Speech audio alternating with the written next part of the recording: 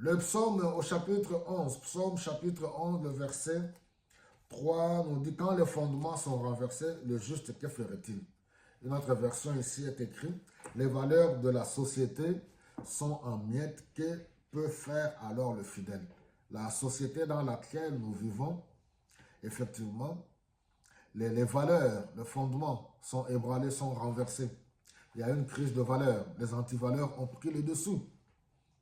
Manque d'amour, incrédulité, non-respect de Dieu, non-respect des choses sacrées. Voilà, toutes ces choses-là, on peut aller dans toutes les dimensions, hein, la crise sociale et ainsi de suite, la famine, tout ce que vous voulez. Alors, le juste ici doit être vu comme celui qui a cru en Dieu, celui qui compte sur Dieu. On n'est pas justifié par nos œuvres, mais on est justifié du fait qu'on a cru en Jésus-Christ. Ici, je parle, je suis dans le christianisme. Donc, le juste doit faire confiance en Dieu. Il doit s'appuyer. Il ne doit pas abandonner. N'abandonne pas. Même si tout s'écroule autour de toi, même si autour de toi, tout le monde commence à insulter Jésus-Christ, à perdre la foi, pour certains à retourner vers leurs ancêtres, comme certains les déclarent haut et fort. Nous ne renions personne, nous ne renions pas nos origines, mais nos ancêtres n'accordent pas le salut pour la vie éternelle. Le salut pour la vie éternelle est en Jésus-Christ. Nous reconnaissons toute notre histoire, nos origines, le rôle de chacun par rapport à ce qui concerne nos traditions, coutumes, tout ce que nous voulons. Mais le salut se trouve en Jésus-Christ.